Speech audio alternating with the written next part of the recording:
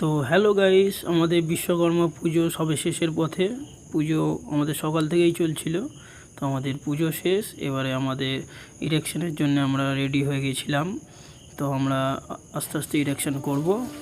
তো আমাদের হাইডাই করে মাল এদিক থেকে ওদিকে একটু করে সরানো হচ্ছে, দেখতেই পাচ্ছেন। এবারে আস্তে আস্তে ওপরে উঠছে আমাদের মাল।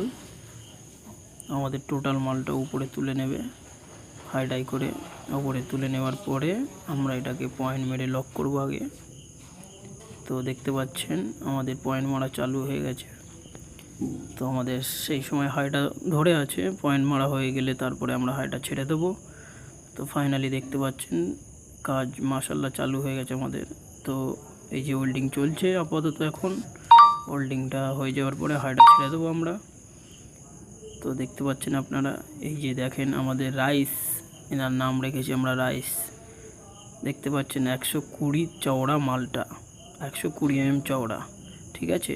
যেটা 5 ইঞ্চি আমরা বলি, সেটা হচ্ছে 5 ইঞ্চি চওড়া মালটার উপর দিয়ে অত হাইটে কেমন বুকের সাহস নিয়ে হেঁটে হেঁটে যাচ্ছে দেখুন। ফাইনালি চলে আসলো, আবার রিটার্ন যাচ্ছে দেখুন। সাহস বলিহারি।